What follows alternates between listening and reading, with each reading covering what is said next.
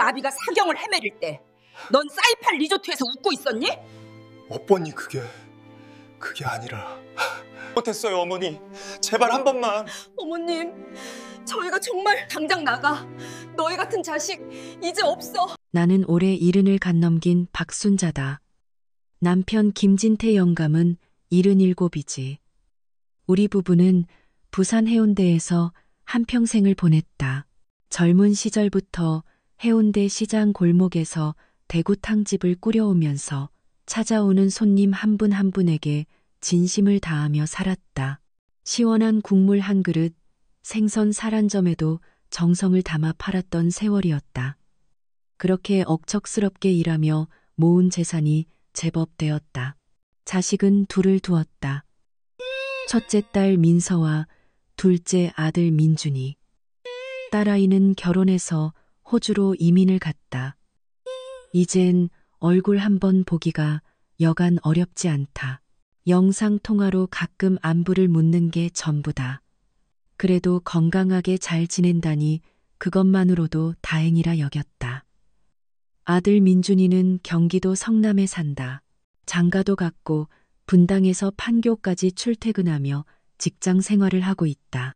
아들 사돈댁은 용인 수지에 있어서 아들 내외와 자주 교류하며 지낸다고 들었다. 그건 역시 좋은 일이라 생각했다. 가까이 있으니 잘 지내는 게 마땅하다고 여겼다. 아들 월급만으로는 생활이 빠듯하리라는 걸 알고 있었다. 집도 장만해야 하고 살림 꾸리는 것도 만만치 않을 테니. 그래서 매달 꼬박꼬박 100만 원씩을 보태주었다. 생활비에 보태 쓰라고. 아들이 그저 행복하게 살았으면 하는 마음뿐이었다. 부모된 마음이 다 그렇지 않은가. 몇 달 전 친구들이 소셜미디어라는 것을 가르쳐 주었다. 처음엔 그게 대체 뭔지도 몰랐다. 친구 하나가 핸드폰 사용법을 차근차근 알려주었다. 아들 민준이와 며느리 지수 계정도 찾아서 연결해 주었다. 그때부터 가끔 들어가서 아이들 사는 모습을 훔쳐보곤 했다. 사진들이 실로 다채로웠다. 고급 식당에서 맛있는 음식을 먹는 사진, 예쁜 카페에 간 사진, 여기저기 여행 다니는 사진을 보면서 잘 지내는구나 싶어 마음이 놓였다. 그런데 유독 내 눈에 거슬리는 것들이 있었다. 바로 안사돈 부부와 함께 찍은 사진들이었다. 여수 밤바다 여행, 순천만 갈대밭, 남해 독일 마을. 네 사람이 환하게 웃으며 찍은 사진들이 끊임없이 올라왔다. 처음엔 그저 좋게만 생각했다. 사돈끼리 저렇게 사이좋게 지내는 게 얼마나 복된 일이냐고. 하지만 동시에 아주 미묘한 감정이 고개를 들었다. 섭섭하고 서운한 마음이랄까. 우리 부부에게는 단 한 번도 같이 여행 가자는 말을 한 적이 없었기 때문이다. 전화 통화도 한 달에 한두 번 하는 게 고작이었다. 그것도 내가 먼저 걸었을 때만 겨우 목소리를 들을 수 있었다. 참다 못해 남편에게 한번 푸념해 보았다.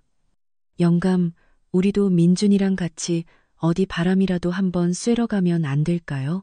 남편은 피우던 담배를 재떨이에 비벼 끄며 고개를 저었다. 바쁜 애한테 뭘 그런 걸 바라나? 우리끼리 다니면 되지. 틀린 말은 아니었다. 아들도 직장 생활하느라 바쁘고 며느리도 살림하느라 정신없을 터였다. 그런데 안사돈네와는 그렇게나 자주 시간을 내는 모양이었다. 그 점이 자꾸만 마음에 걸렸다. 어느 날 저녁 무심코 핸드폰을 들여다보다가 또 새로운 사진이 올라온 것을 보았다. 이번에는 포항이었다. 영일대 해수욕장을 배경으로 4명이 찍은 단체 사진이었다. 며느리 지수가 올린 글에는 이렇게 적혀 있었다. 오랜만에 힐링 여행. 엄마 아빠랑 함께해서 더 즐거웠어요. 나는 그 화면을 한참이나 멍하니 들여다보았다. 가슴이 꽉 막히는 듯 답답했다. 뭐라 형언할 수 없는 감정이 목구멍까지 차올랐다. 남편에게 핸드폰을 내밀었다. 이것 좀 봐요.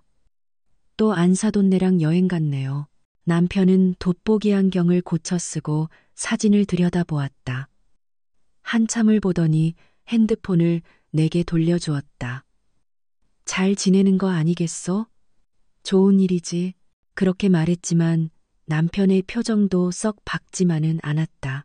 남편도 무언가 느끼는 바가 있는 듯 했다. 나는 그날 밤 잠을 설쳤다.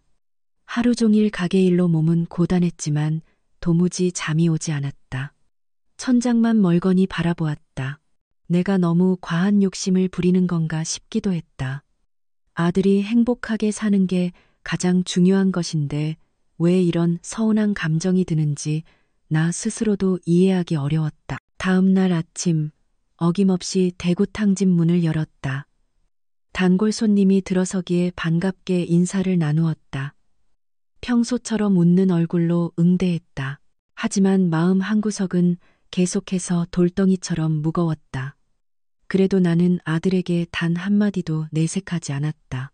괜스레 아들 마음을 불편하게 만들고 싶지 않았기 때문이다. 그저 나 혼자 사귀기로 했다. 부모 노릇이라는 게 본래 그런 것이라 생각했다. 매달 100만 원은 잊지 않고 보냈다. 아들은 고맙다는 인사도 이젠 잘하지 않았다. 당연하게 받는 것처럼 느껴졌다. 그래도 아들이 필요하다면 더 보내줄 수도 있다고 생각했다. 하지만 세상 일이라는 게 참으로 알 수 없는 것이었다. 내가 감히 상상조차 못한 일들이 곧 닥쳐올 줄은 그때는 전혀 알지 못했다. 그렇게 평범한 하루하루를 보내던 어느 날이었다.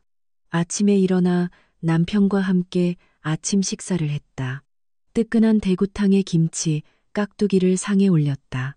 남편은 평소처럼 밥을 먹으며 신문을 보았다. 오늘도 날씨가 참 맑네요. 내가 말을 건넸다. 남편은 고개만 끄덕였다. 별다를 것 없는 아침 풍경이었다. 그저 그런 보통의 하루가 시작된다고 생각했다. 아침 식사를 마치고 가게 문을 열 준비를 했다. 남편이 먼저 나가서 가게 앞을 정리하고 있었다. 나는 주방에서 설거지를 하고 있었다. 바로 그때였다. 쿵 하고 무언가 육중하게 넘어지는 소리가 들렸다. 처음엔 주방에 있던 물건이 떨어진 줄 알았다. 가게에 식자재며 그릇이 워낙 많으니까. 그런데 무언가 이상했다. 남편의 목소리가 들리지 않았다. 여보? 대답이 없었다. 나는 고무장갑을 벗어던지며 급하게 가게 홀로 뛰어나갔다. 그리고 남편을 보았다. 바닥에 쓰러져 있었다. 여보, 영감, 소리를 질렀다. 남편에게 달려갔다. 남편은 눈을 감고 있었다. 얼굴 한쪽이 미세하게 뒤틀린 것 같았다. 팔도 힘없이 축 늘어져 있었다. 손이 덜덜 떨렸다. 온몸이 그 자리에 얼어붙는 것 같았다. 머릿속이 새하얗게 변했다. 이럴 때 무엇을 해야 하는지 아무 생각도 나지 않았다. 여보, 정신 좀 차려봐요. 제발. 남편의 뺨을 가볍게 두드렸다. 그런데 아무런 반응이 없었다. 심장이 철렁 내려앉았다. 그제야 정신이 번쩍 들었다. 전화를 해야 했다. 떨리는 손으로 핸드폰을 꺼냈다. 119를 눌렀다. 어디신가요? 남편이 쓰러졌어요. 숨은 쉬는 것 같은데 의식을 못 차려요. 목소리가 마구 떨렸다. 상황을 설명하려는데 말이 제대로 나오지 않았다. 구급대원이 침착하게 주소를 물었다. 나는 가게 주소를 다급하게 말했다. 곧 출동하겠습니다. 환자분을 옆으로 눕히시고 기도를 확보해 주세요. 구급대원의 말대로 했다. 남편을 조심스럽게 옆으로 눕혔다. 손이 멈추지 않고 떨렸다. 남편의 얼굴을 보며 간절히 기도했다. 제발 무사하기를, 제발 정신 차리기를. 구급차가 도착한 건 10분쯤 지나서였다. 그 10분이 10년처럼 길게 느껴졌다. 구급대원들이 뛰어들어와 남편의 상태를 확인했다. 혈압을 재고 맥박을 짚었다. 급성 뇌경색이 의심됩니다. 즉시 병원으로 이송해야 합니다. 뇌경색. 그 말을 듣는 순간 눈앞이 캄캄해졌다. 구급대원들이 남편을 들것에 옮겼다. 나도 황급히 가방을 챙겨 구급차에 올라탔다. 사이렌 소리가 귓가를 찢을 듯 울렸다. 구급차 안에서 남편의 손을 꼭 잡았다. 얼음장처럼 차가웠다. 남편의 얼굴을 보며 눈물이 쏟아졌다. 한평생을 함께해온 사람이었다. 이렇게 갑자기 쓰러질 줄은 꿈에도 몰랐다. 병원에 도착했다. 의사들이 달려나와 남편을 응급실로 데려갔다. 나는 밖에서 기다리는 것 외에 할 수 있는 게 아무것도 없었다. 1시간쯤 지났을까? 의사가 나왔다. 보호자분이시죠? 나는 벌떡 일어섰다. 네, 남편은 어떻게 됐나요? 의사는 차트를 보며 설명했다. 급성 뇌경색입니다. 다행히 골든 타임 내에 오셔서 바로 조치를 시작했습니다. 지금 정밀 검사 중인데 상태를 좀 더 지켜봐야 합니다. 뇌경색이 맞았다. 그 말을 확인하는 순간 다리에 힘이 풀렸다. 의자에 주저앉았다. 혼자였다. 이렇게 하늘이 무너지는 듯한 일이 생겼는데 내 곁에는 아무도 없었다. 딸아이는 호주에 있었다. 비행기를 타고 오려면 시간이 한참 걸릴 터였다. 괜한 걱정만 끼칠 것 같아 일단 알리지 않기로 했다.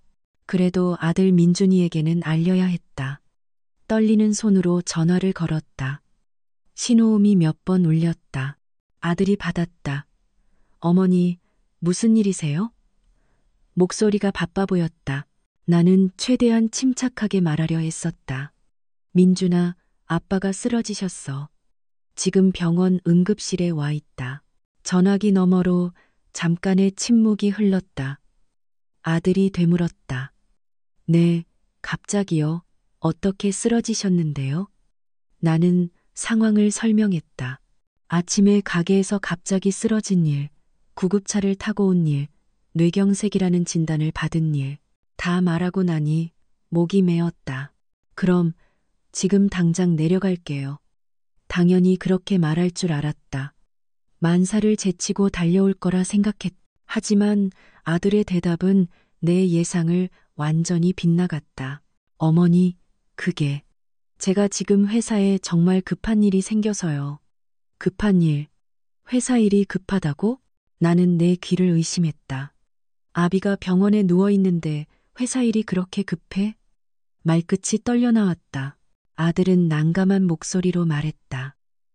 내일 싱가포르로 급히 출장을 가야 해서요. 정말 도저히 미룰 수 없는 일정이에요. 출장 다녀와서 바로 들를게요. 이틀이면 돌아옵니다. 싱가포르 출장. 이틀 후에 온다고? 나는 할 말을 잃었다.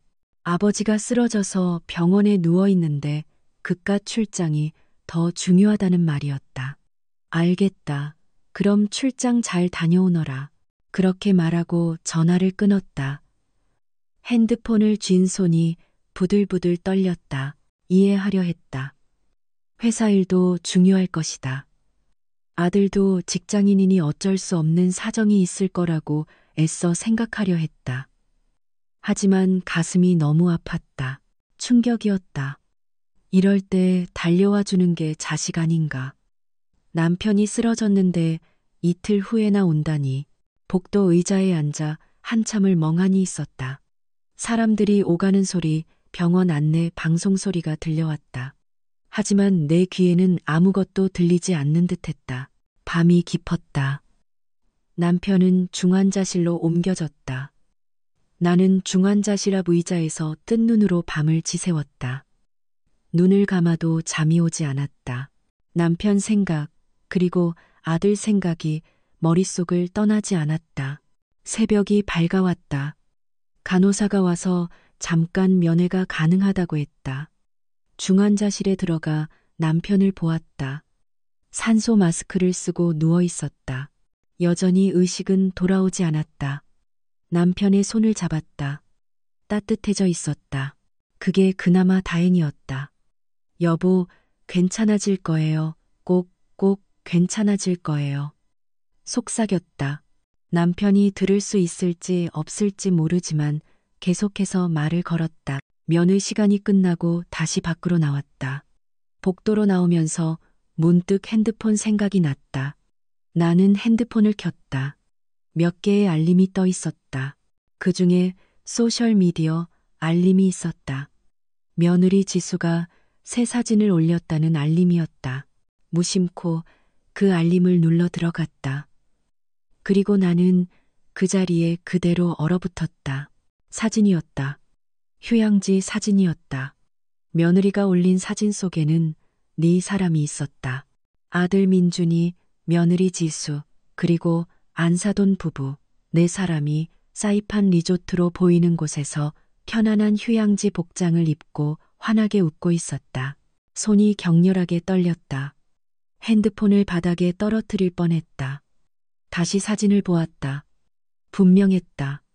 푸른 바다와 야자수가 있는 사이판이 맞았다. 며느리가 쓴 글을 읽었다. 힐링이 필요했는데 딱 좋은 타이밍.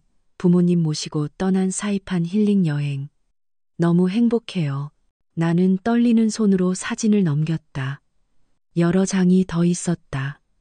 공항에서 찍은 사진, 비행기 안에서 찍은 사진, 리조트 앞에서 찍은 사진. 날짜를 확인했다. 어제 올라온 사진이었다. 어제. 내 남편이 쓰러진 바로 그날이었다. 머릿속이 하얗게 비어버렸다. 싱가포르 출장이라고 했던 아들의 목소리가 떠올랐다. 급한 일정이라고 했다. 미루기 어렵다고 했다. 거짓말이었다. 전부 다 새빨간 거짓말이었다. 아들은 출장을 간 게 아니었다. 여행을 간 거였다. 안사돈네를 모시고 사이판으로 여행을 간 거였다. 제 아비가 병원에 쓰러져 생사를 오가는데 병원 복도 의자에 그대로 주저앉았다. 다리에 힘이 완전히 풀렸다. 가슴이 갈기갈기 찢어지는 것 같았다. 숨을 쉬기가 힘들었다. 도저히 믿을 수가 없었다. 내 아들이 이럴 수 있다니. 평생을 애지중지 키우고 사랑으로 보살펴온 아들이 이런 짓을 할 수 있다니. 핸드폰 화면을 다시 보았다. 사진 속 아들의 얼굴은 정말로 행복해 보였다. 환하게 웃고 있었다. 며느리도 안사돈 부부도 모두 즐거워 보였다. 그 순간 내가 참으로 바보 같았다. 매달 100만 원씩 보내준 돈이 떠올랐다. 생활비에 보태라고 조금이라도 편하게 살라고 보낸 돈이었다. 그 돈으로 이런 호화로운 여행을 다니고 있었던 것이다. 눈물이 터져 나올 것 같았다. 그런데 눈물조차 나오지 않았다. 그저 공허했다. 가슴에 커다란 구멍이 뚫린 것 같았다. 지나가던 간호사가 물었다. 보호자분 괜찮으세요? 안색이 너무 안 좋으신데요. 고개를 저었다. 괜찮다고 말했다. 괜찮을 리가 없었지만 핸드폰을 손에 꼭 쥐고 있었다. 사진을 계속해서 들여다보았다. 보면 볼수록 가슴이 아팠다. 배신감이라고 할까. 이런 감정은 생전 처음이었다.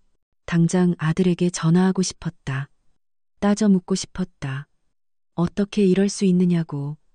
아버지가 쓰러졌는데 여행을 가다니 그게 말이 되느냐고 소리치고 싶었다. 하지만 전화를 걸지 못했다. 손가락이 움직이지 않았다. 전화를 걸면 뭐라고 말해야 할지도 알 수 없었다. 중환자실 문을 바라보았다. 저 안에 내 남편이 누워 있었다. 의식도 없이 생사를 오가고 있었다. 그런데 아들은 사이판에서 웃고 있었다. 분노가 치밀었다. 동시에 참을 수 없이 슬펐다. 그리고 무엇보다도 허무했다. 내가 대체 뭘 잘못한 걸까? 아들을 어떻게 키운 걸까? 젊은 시절이 스쳐 지나갔다. 아들 낳고 키우느라 얼마나 고생했는지 모른다. 대구탕집이라면서 애 키우는 게 결코 쉽지 않았다. 밤에 아들이 아파서 울면 없고 병원 응급실로 뛰어갔던 일, 학교 준비물 챙겨주느라 밤늦게까지 바느질하던 일, 대학 등록금 마련하려고 억척같이 일했던 일, 전부 다 아들을 위해서였다. 아들이 잘 되길 바라는 마음 하나뿐이었다. 그렇게 키운 아들이 이렇게 변해 있었다. 며느리 사진을 다시 보았다. 며느리도 안사돈 부부 옆에서 환하게 웃고 있었다. 내 남편은 병상에 누워 있는데 안사돈네와는 해외여행을 즐기고 있었던 것이다. 그제야 모든 것이 이해되었다. 왜 아들이 우리보다 안사돈네를 더 챙겼는지, 왜 우리에게는 한 번도 같이 여행 가자는 말을 하지 않았는지, 우리는 그저 매달 돈이나 보내주는 사람이었던 것이다. 사진 밑에 달린 댓글들도 보았다. 친구들이 부러워하는 댓글을 달아놓았다. 너무 좋아 보여. 나도 가고 싶다. 사이판 최고지. 힐링 제대로 하네. 역시 가족들이랑 여행 가는 게 최고야. 가족, 그 가족이라는 단어가 내 가슴에 비수처럼 밝혔다. 가족이라고? 그럼 우리는 무엇인가? 남편과 나는 가족이 아니란 말인가? 시간이 얼마나 흘렀는지 모르겠다. 그저 복도 의자에 앉아 멍하니 있었다. 사람들이 오가는 소리, 병원 방송 소리가 아득하게 들렸다. 간호사가 다가와 말했다. 보호자분 환자분 상태 확인하러 가실래요? 고개를 끄덕이고 일어섰다. 중환자실로 들어갔다. 남편은 여전히 의식이 없었다. 산소 마스크만 쉭쉭 소리를 내고 있었다. 남편의 손을 잡았다. 남편의 얼굴을 바라보았다. 주름이 가득한 얼굴이었다. 평생을 고생만 하며 살아온 얼굴이었다. 나와 함께 이 대구탕집을 운영하며 아이들 키우면서 악착같이 살아온 세월이 그 얼굴에 고스란히 새겨져 있었다. 이 사람은 아들을 위해 평생을 바쳤다. 아들 대학 보내려고 밤낮 없이 뜨거운 불 앞에서 땀 흘리며 일했다. 아들 장가 보낼 때도 큰돈을 보태주었다. 손주가 태어났을 때도 기뻐하며 용돈을 챙겨주었다. 그런 아버지가 지금 쓰러져 있는데 아들은 휴양지에서 웃고 있었다. 여보, 미안해요. 남편에게 속삭였다. 내가 왜 미안하다고 하는지도 몰랐다. 그냥 모든 게 다 미안했다. 이렇게 된 상황 전부가 면회 시간이 끝났다. 다시 밖으로 나왔다. 복도 의자에 앉았다. 핸드폰은 꺼버렸다. 더 이상 보고 싶지 않았다. 배가 고팠지만 먹고 싶은 생각이 없었다. 밥을 먹을 기력조차 없었다. 그저 물만 겨우 마셨다. 밤이 또 찾아왔다. 이틀째 병원에서 밤을 지새우는 것이었다. 복도 의자에 기대어 눈을 감았다. 아들이 가끔 보내던 안부 문자들이 떠올랐다. 어머니, 잘 지내시죠? 바빠서 전화 못 드려 죄송해요. 어머니, 보내주신 돈 잘 받았습니다. 감사합니다. 그 말들도 전부 거짓이었을까? 다 형식적인 말뿐이었을까? 눈을 떴다. 천장의 형광등 불빛이 눈이 부시게 아팠다. 가슴이 너무 아팠다. 숨을 쉬는 것조차 고통스러웠다. 그래도 참았다. 울지 않았다. 지금은 울 때가 아니었다. 남편이 깨어나야 했다. 남편이 괜찮아져야 했다. 그것이 가장 중요했다. 아들 문제는 나중에 생각하기로 했다. 일단은 남편이 우선이었다. 새벽이 밝아왔다. 간호사들이 교대하는 소리가 들렸다. 하루가 또 시작되고 있었다. 나는 여전히 복도 의자에 앉아 있었다. 중환자실 문만 하염없이 바라보면서 사흘째 되는 날 아침이었다. 병원 복도에서 졸다가 깬 참이었다. 목이 뻐근했다. 온몸이 쑤시지 않는 곳이 없었다. 세수를 하러 화장실에 갔다. 거울을 보았다. 내 모습이 말이 아니었다. 눈은 퉁퉁 부어 있고 얼굴에는 핏기 하나 없었다. 머리카락도 마구 헝클어져 있었다. 찬물로 얼굴을 씻었다. 정신을 차리려 했었다. 하지만 쉽지 않았다. 머릿속이 계속해서 복잡하게 얽혀 있었다. 화장실에서 나오는데 핸드폰이 울렸다. 아들 민준이었다. 심장이 덜컥 내려앉았다. 전화를 받았다. 어머니 저예요. 아들의 목소리였다. 평소와 조금도 다름없는 목소리였다. 나는 아무 말도 할 수 없었다. 어머니, 들리세요? 지금 병원 가는 중이에요. 한 30분쯤 있으면 도착할 것 같아요. 병원에 온다고, 드디어 온다는 것이었다. 가슴이 두근거렸다. 화가 났는지, 슬펐는지, 분간할 수 없는 감정이 한꺼번에 몰려왔다. 알겠다. 기다릴게. 짧게 대답하고 끊었다. 더 이상 무슨 말을 할 수가 없었다. 복도 의자에 다시 앉았다. 두 손을 꼭 쥐었다. 손이 떨렸다. 아들을 만나면 뭐라고 말해야 할까? 따져 물어야 할까? 소리를 질러야 할까? 그런데 이상했다. 화를 내고 싶은데 기운이 없었다. 그저 허무했다. 텅 비어버린 것 같았다. 30분이 지났다. 복도 저편에서 아들이 보였다. 며느리 지수도 함께였다. 둘이 나란히 걸어오고 있었다. 아들의 얼굴을 보았다. 살짝 그을린 얼굴이었다. 휴양지 여행을 다녀온 얼굴이었다. 며느리도 마찬가지였다. 피부가 윤이 나 보였다. 막 여행에서 돌아온 사람의 얼굴이었다. 어머니, 아들이 나를 불렀다. 내 옆에 와서 앉았다. 며느리도 곁에 섰다. 아버지는 좀 어떠세요? 아들이 물었다. 걱정하는 표정이었다. 하지만 내게는 그 모든 것이 연기처럼 보였다. 의식은 아직 없으셔. 중환자실에 계신다. 담담하게 대답했다.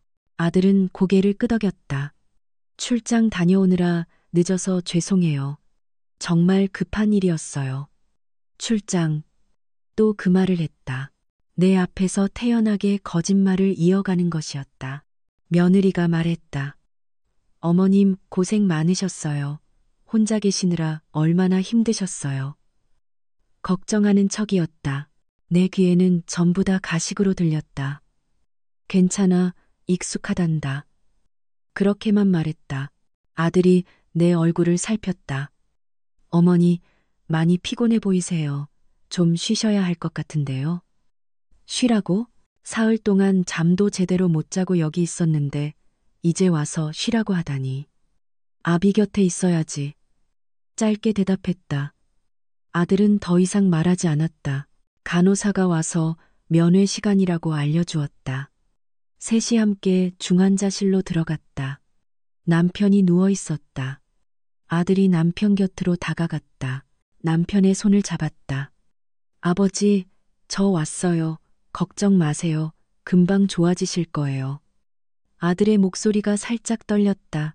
정말로 걱정하는 것처럼 보였다. 하지만 나는 알고 있었다. 불과 사흘 전에 이 아이가 어디서 무엇을 하고 있었는지를. 며느리도 남편에게 인사했다. 아버님, 빨리 회복하세요. 저희가 자주 올게요. 자주 온다고? 믿을 수가 없었다. 입으로는 저렇게 말하면서 속으로는 무슨 생각을 하고 있을까? 면회 시간이 끝났다. 다시 밖으로 나왔다. 복도에서 아들이 말했다. 어머니, 저희가 며칠 있다가 다시 올게요. 회사 일도 밀려 있고 해서요. 회사 일, 또 그 핑계였다. 그래, 알았다. 바쁘면 안 와도 돼. 그렇게 말했다. 아들이 내 얼굴을 보았다. 무언가 이상하다고 느낀 것 같았다. 어머니, 괜찮으세요? 괜찮냐고 묻다니 괜찮을 리가 없었다. 괜찮아, 걱정 마라. 웃으면서 말했다.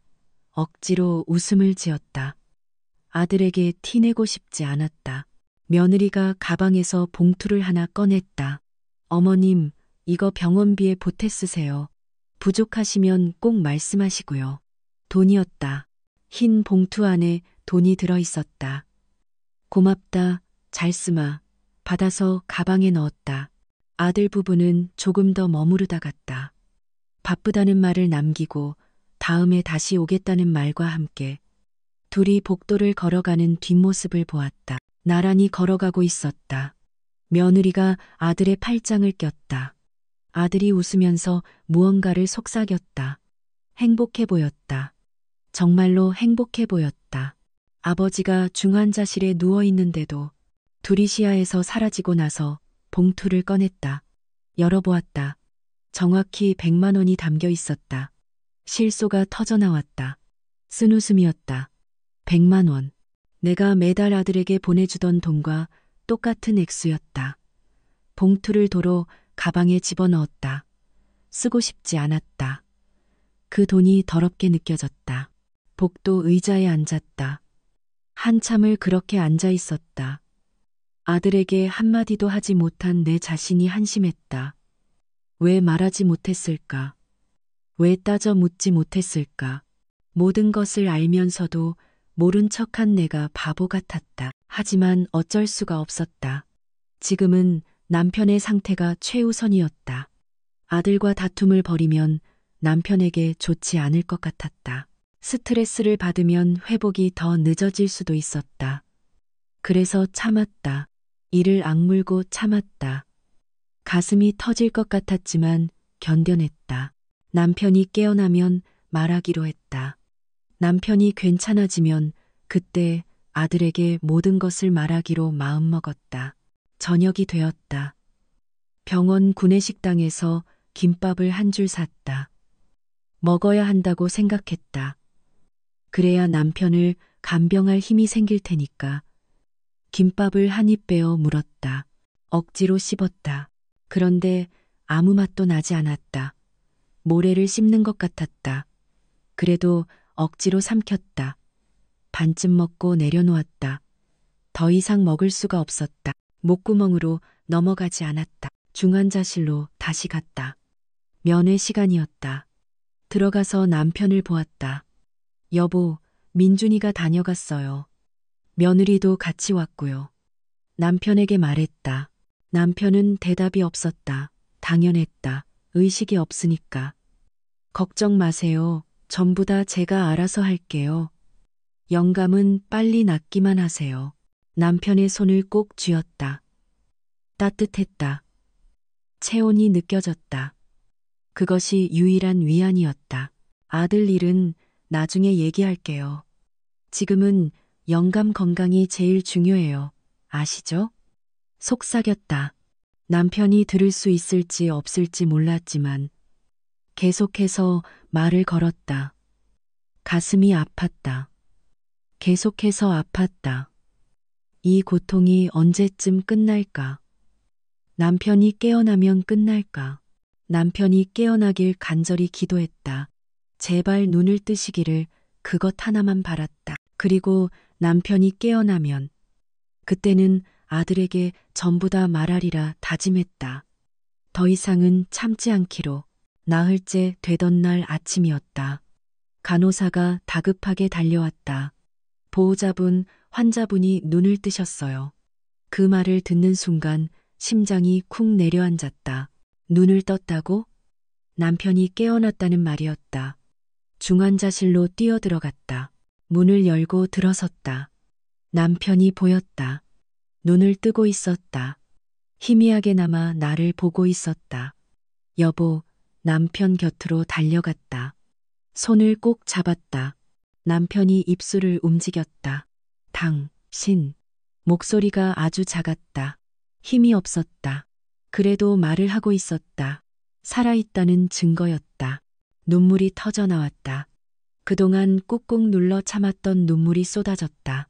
며칠간 한 번도 울지 않았는데 그 순간만큼은 참을 수가 없었다. 괜찮아요. 이제 다 괜찮아요. 깨어나셔서 정말 다행이에요. 남편의 손을 붙잡고 울었다. 한참을 그렇게 아이처럼 울었다. 의사가 들어왔다. 남편의 상태를 꼼꼼히 확인했다.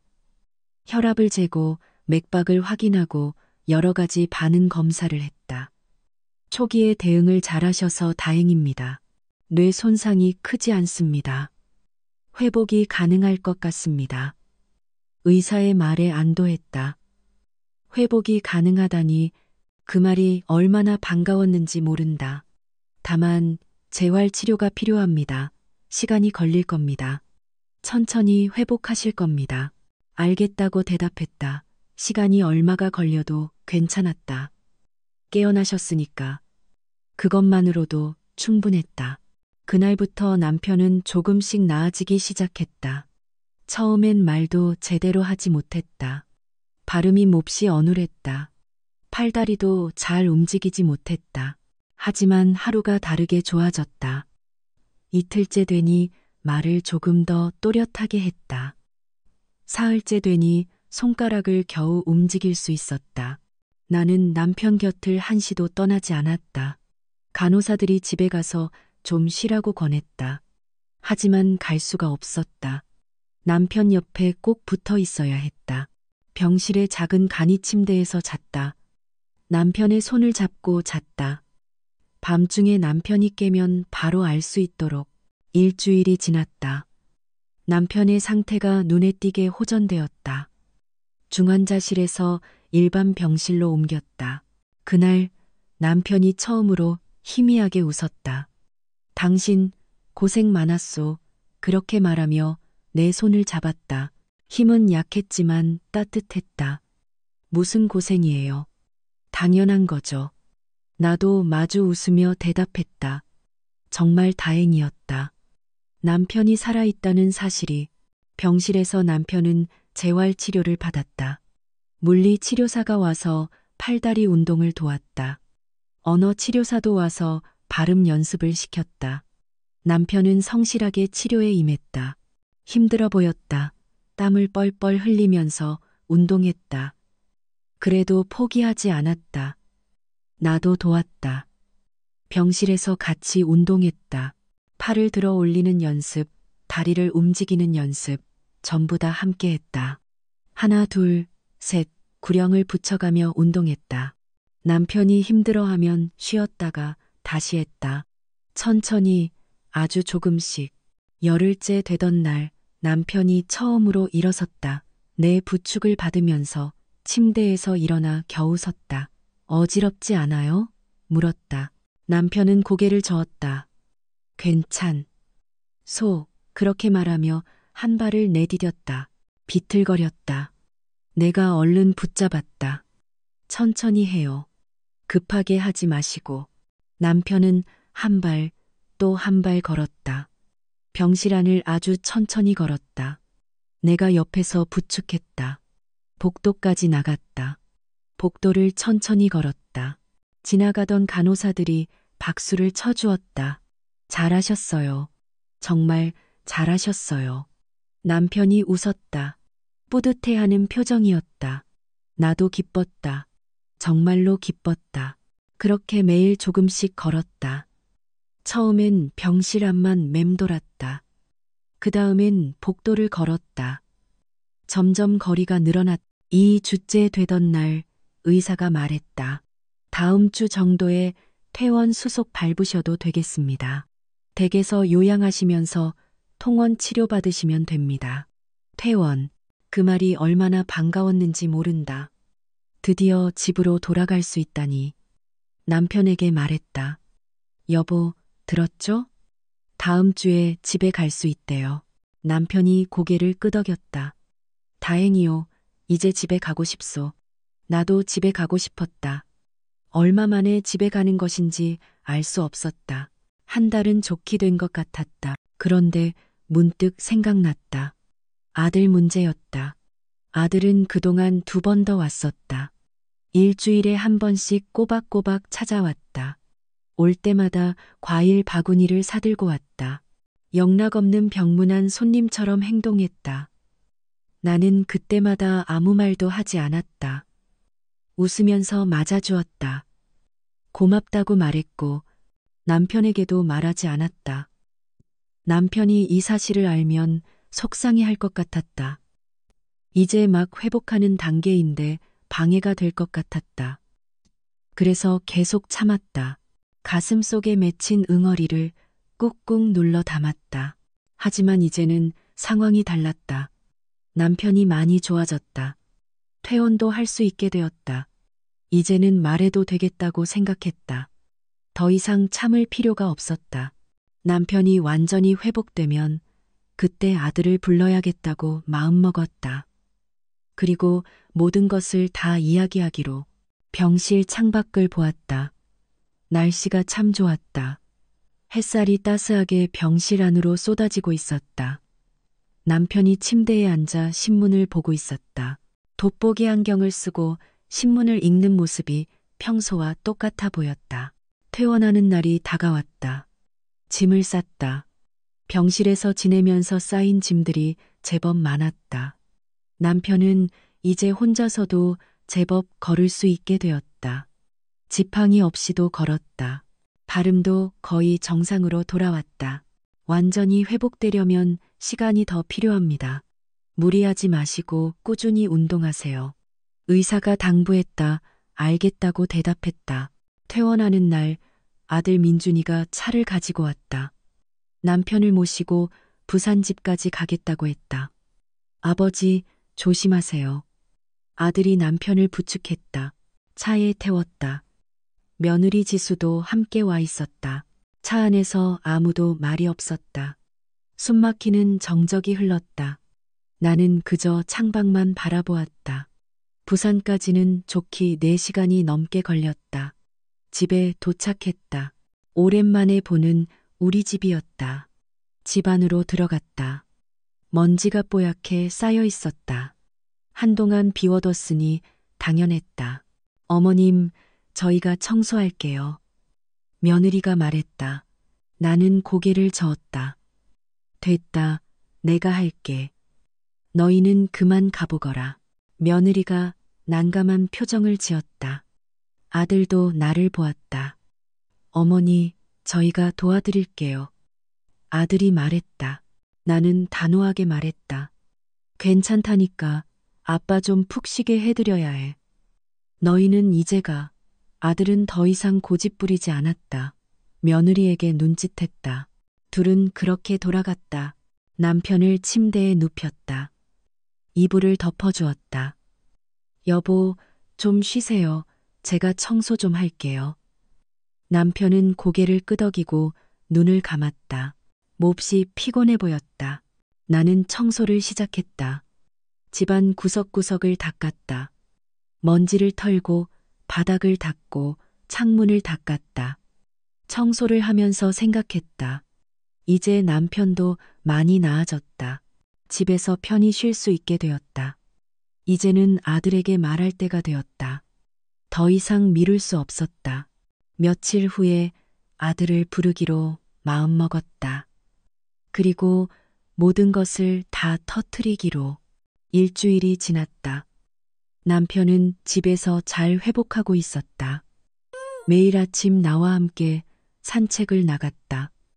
해운대 바닷가를 천천히 걸었다가 돌아오곤 했다. 나는 그동안 생각을 정리했다. 아들에게 무슨 말을 할지, 어떻게 말할지 계속해서 생각했다. 밤마다 잠이 오지 않았다. 침대에 누워 천장만 바라보았다. 이렇게까지 하는 게 맞는 건지, 너무 가혹한 처사는 아닌지 수없이 고민했다. 하지만 결심은 변하지 않았다. 해야 할 말은 반드시 해야 했다. 어느 날 아침 남편에게 말했다. 여보, 민준이 좀 불러야겠어요. 남편이 나를 보았다. 무슨 일이요? 물었다. 나는 잠시 망설이다가 말했다. 할 얘기가 있어요. 아주 중요한 얘기예요. 남편은 더 이상 묻지 않았다. 내 굳은 표정을 보고 무언가를 직감한 것 같았다. 아들에게 전화를 걸었다. 신호음이 울렸다. 아들이 받았다. 어머니, 무슨 일이세요? 급한 일이 있다. 이번 주말에 내려올 수 있겠니? 주말이요? 무슨 일인데요? 와 보면 안다. 며느리도 꼭 같이 데려오너라. 짧게 말하고 끊었다. 더 이상 설명하고 싶지 않았다. 주말이 되었다. 토요일 오후였다. 아들에게서 전화가 왔다. 어머니, 지금 출발했어요. 한 4시간 후에 도착할 것 같아요. 알겠다고 대답했다. 전화를 끊고 남편을 보았다. 여보, 준비됐어요? 남편이 굳은 표정으로 고개를 끄덕였다. 남편에게는 어제 모든 것을 다 이야기했다. 아들이 저지른 짓을 남편은 처음엔 믿지 못하겠다는 표정이었다. 그러다가 분노했다. 얼굴이 시뻘개졌다. 그놈이 어떻게 그럴 수가 있어. 남편이 떨리는 목소리로 말했다. 나는 남편을 진정시켰다. 흥분하시면 안 돼요. 혈압 오르면 어떡해요. 남편은 심호흡을 했다. 진정하려 애쓰는 게 보였다. 당신 생각대로 하시오. 나는 당신 결정을 따르겠소. 남편이 말했다. 나는 고마웠다. 남편이 내 편이 되어 주어서. 내 시간이 지났다. 차 소리가 들렸다. 아들이 온 것이었다. 현관문이 열렸다. 아들과 며느리가 들어섰다. 어머니, 왔어요. 아들이 말했다. 환하게 웃고 있었다. 며느리도 밝은 표정이었다. 들어와 앉아라. 거실 소파를 가리켰다. 아들 부부가 나란히 앉았다. 나와 남편도 맞은편 소파에 앉았다. 무거운 침묵이 흘렀다. 무슨 일이세요? 급하다고 하셔서 왔는데요. 아들이 먼저 입을 열었다. 나는 아들의 얼굴을 똑바로 쳐다보았다. 평범한 얼굴이었다. 아무것도 모른다는 순진한 얼굴이었다. 너희에게 할 말이 있어서 불렀다. 천천히 입을 뗐다. 아들이 고개를 갸웃했다. 뭔데요, 어머니? 내 아빠가 쓰러진 날, 기억나니? 물었다. 아들의 표정이 순간 굳어졌다. 네, 물론이죠. 그때 너 뭐 한다고 했지? 아들이 입술을 깨물었다. 무언가 눈치챈 것 같았다. 출장이요. 싱가포르로 급히 출장 간다고 했죠. 맞아, 출장. 나는 고개를 끄덕였다. 그리고 핸드폰을 꺼냈다. 며느리가 올렸던 그 사진을 찾았다. 사이판 리조트 사진을. 이게 네가 말한 출장이니? 핸드폰을 아들 앞으로 내밀었다. 아들이 화면을 보았다. 얼굴이 백지장처럼 하얘졌다. 며느리도 화면을 보았다. 입을 벌린 채 그대로 굳어 있었다. 어머니, 이건... 아들이 말을 더듬었다. 나는 손을 들어 막았다. 변명은 듣고 싶지 않다. 차갑게 말했다. 아들이 입을 다물었다. 내 아비가 병원에서 사경을 헤맬 때 너희는 온천 여행, 아니 사이판 여행을 갔더구나. 안사돈네를 모시고 한 글자 한 글자 힘주어 말했다. 아들이 고개를 푹 숙였다. 죄송해요, 어머니. 죄송하긴 뭐가 죄송해. 네 아비한테 죄송하다고 해야지. 남편을 가리켰다. 아들이 남편을 쳐다보았다. 남편은 얼음장처럼 차가운 눈으로 아들을 노려보고 있었다. 아버지, 정말 죄송합니다. 아들이 떨리는 목소리로 말했다. 남편은 아무 대답도 하지 않았다. 며느리가 울먹이기 시작했다. 어머님, 저희가 정말 잘못했어요. 정말 죄송해요. 울지 마라. 아가, 넌 지금 울 자격도 없어. 며느리가 입을 막고 흐느꼈다. 그 여행은 몇 달 전부터 계획했던 거였어요. 취소하면 위약금도 있고. 아들이 구차한 변명을 늘어놓기 시작했다. 나는 손을 들어 다시 막았다. 그만해, 더는 듣고 싶지 않다. 아들이 입을 다물었다. 거실에는 며느리의 흐느낌 소리만 가득했다. 내가 매달 100만 원씩 보냈지. 생활비에 보태 쓰라고. 말을 이었다. 아들이 고개를 끄덕였다. 그 돈으로 이런 호화로운 여행을 다닌 거니? 물었다. 아들은 아무 대답도 하지 못했다. 너희는 안사돈네랑 그렇게 자주 여행을 다녔더구나. 여수, 순천, 남해. 우리한테는 단 한 번도 같이 가자는 말이 없었지만 어머니, 그게 아니라. 말하지 마. 다 알아. 소셜미디어로 다 봤으니까. 아들이 고개를 더 깊이 숙였. 어깨가 가늘게 떨리고 있었다. 우리는 그냥 너희에게 돈이나 붙여주는 사람이었니? 목소리가 떨려 나왔다. 참으려고 했는데 참아지지가 않았다. 아니에요, 어머니. 절대 그런 게 아니에요. 그럼 뭐니? 아비가 죽을 고비를 넘기고 있는데 여행을 간 게 그게 사람이 할 짓이야. 결국 소리가 커졌. 아들이 울기 시작했다. 죄송해요. 정말 죄송해요. 제가 다 잘못했어요. 아들이 계속 사과했다. 나는 차갑게 아들을 내려다보았다. 이제부터 용돈은 없다. 그리고 재산 상속은 일절 없을 줄 알아라. 단호하게 선언했다. 아들이 고개를 번쩍 들었다. 어머니, 그건 너무, 뭐가 너무해. 이게 당연한 거야. 말을 잘랐다. 아들이 할 말을 잃은 표정이었다. 그리고 앞으로 연락하지 않았으면 좋겠다. 우리는 우리끼리 살란다. 어머니, 그건 안 돼요. 저희가 잘못한 건 맞지만. 부모가 죽어가는 마당에 여행이나 가는 자식은 우리 자식이 아니야. 또박또박 말했다. 아들이 말문이 막힌 듯 나를 보았다. 어머니, 제발 한 번만 용서해 주세요. 아들이 무릎을 꿇었다. 바닥에 엎드렸다. 며느리도 따라서 무릎을 꿇었다. 일어나, 보기 싫다. 냉정하게 말했다. 아들이 고개를 들었다. 눈물 콧물로 범벅이 된 얼굴이었다. 앞으로 네 아빠랑 나는 우리끼리 살 거다. 평생 모은 돈으로 여행도 다니고 하고 싶은 것도 하면서 살 거야. 남편을 바라보았다. 남편이 내 손을 가만히 잡아주었다. 너희는 너희끼리 잘 살아. 안사돈네랑 여행 많이 다니면서 나는 일어섰다. 남편도 나를 따라 일어났다. 이제 가봐. 우리는 쉬어야겠다. 아들이 일어서지 못하고 있었다. 나는 현관문을 활짝 열었다. 나가. 한마디만 했다. 아들이 비틀거리며 일어났다. 며느리를 부축했다.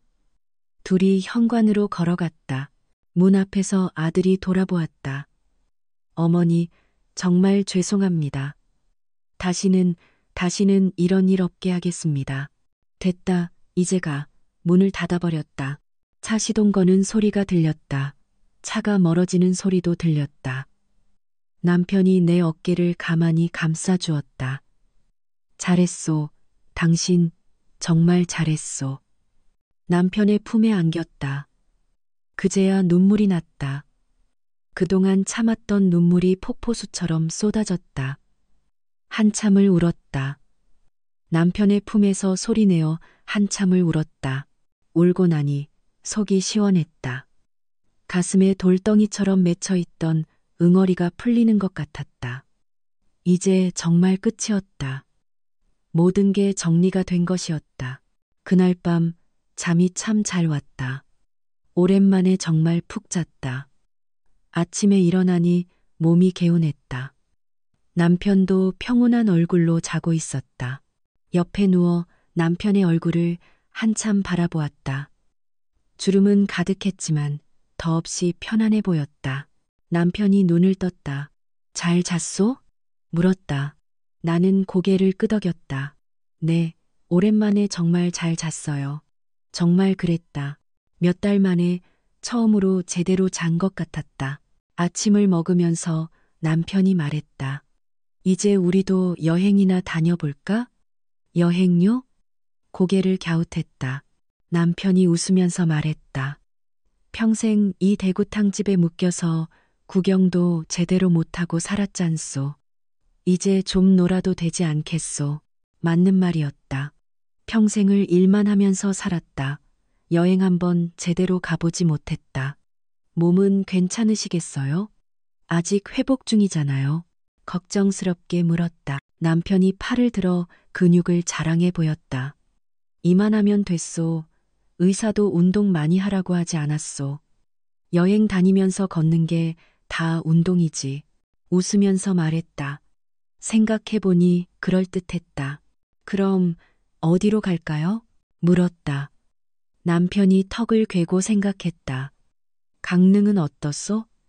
경포대도 보고 속초도 가보고 평생 가보고 싶었지만 부산에서 너무 멀어 가보지 못한 곳이었다. 좋아요. 강릉 가요. 속초도 가고요. 환하게 웃으며 대답했다. 남편도 따라 웃었다. 그날부터 여행 준비를 시작했다. 인터넷으로 숙소를 알아보았다. 친구에게 물어보기도 했다. 강릉 가려고요? 좋겠네. 난 작년에 다녀왔는데 정말 좋더라. 친구가 부러워했다. 가볼 만한 곳들을 알려주었다. 맛집도 추천해 주었다. 일주일 후 우리는 기차를 탔다. 생전 처음 타보는 KTX였다. 남편도 처음이었다.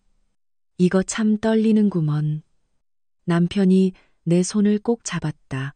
나도 떨렸다. 기차가 출발하면서 창밖 풍경이 휙휙 지나갔다. 신기했다. 여보, 저것 좀 봐요. 남편에게 창밖을 가리켰다.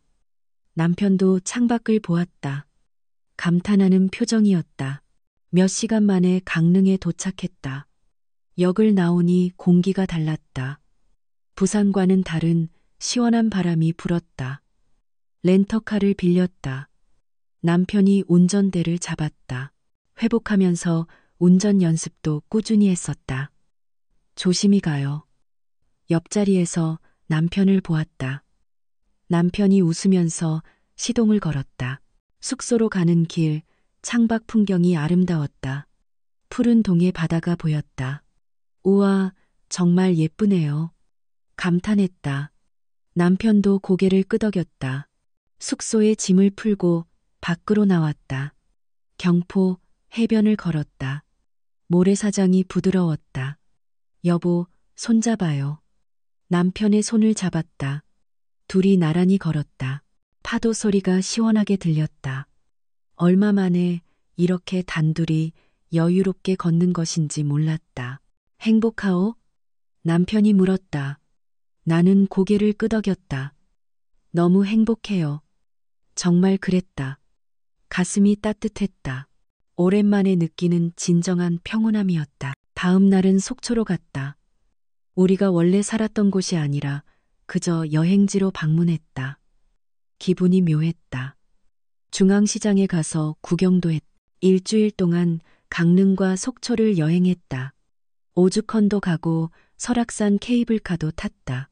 맛있는 것도 실컷 먹었다. 매일이 즐거웠다.